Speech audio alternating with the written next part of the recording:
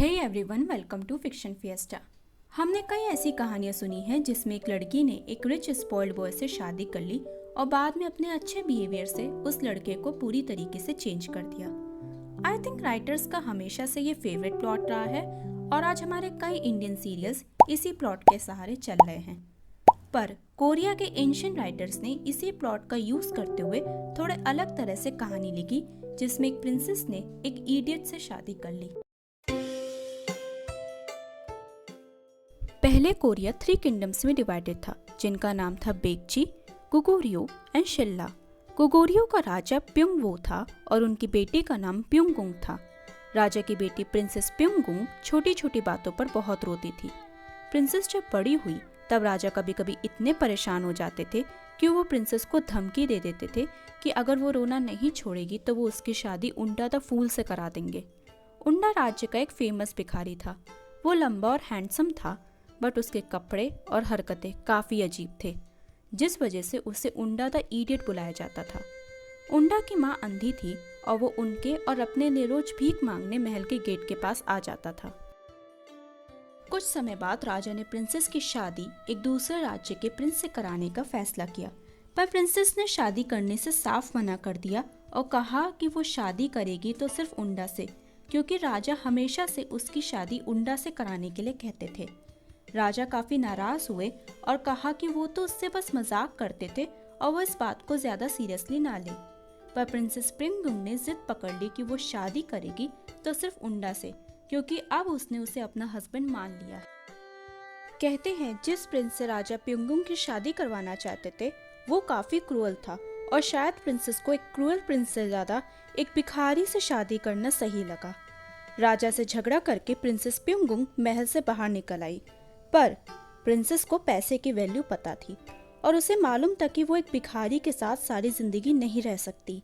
महल से निकलते समय वो अपने साथ अपनी सारी ज्वेलरी लेकर आ गई। प्योंगुंग उंडल के घर गई और उसकी माँ से मिली और उन्हें सारी बात समझाकर कहा कि वो उनके बेटे से शादी करेगी।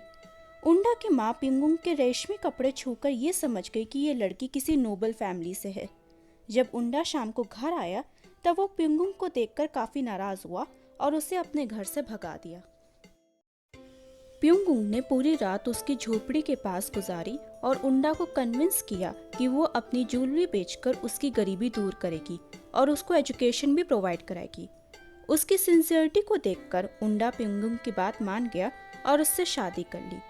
जब उंडा को प्रॉपर एजुकेशन मिली तब पता चला कि उंडा उतना भी बेवकूफ नहीं है, बल्कि वो काफी सारी चीजें जल्दी सीख गया और एक मार्शल आर्ट एक्सपर्ट बन गया।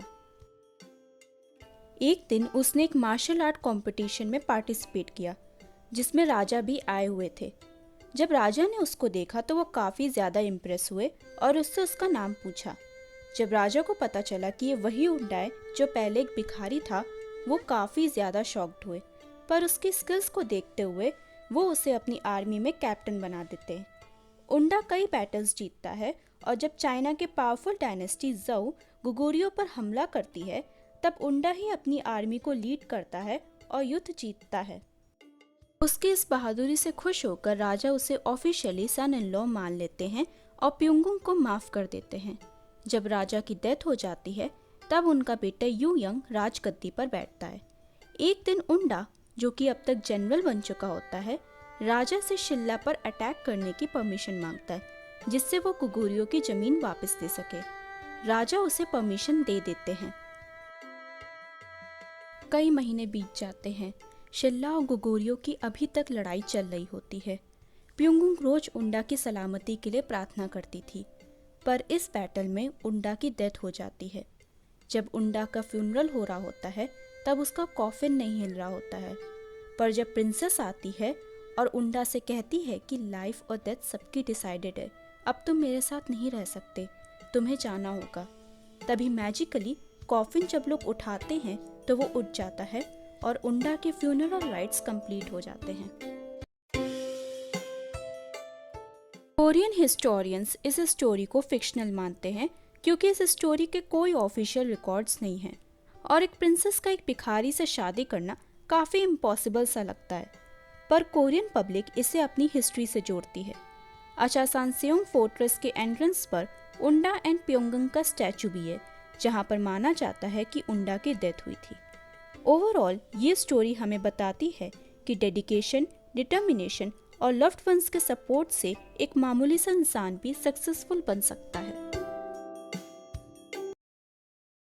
तो कैसी लगी आपको ये story? I would love to know your thoughts on the story in the comment section. And if you enjoy stories like this, don't forget to subscribe Fiction Fiesta. Bye everyone.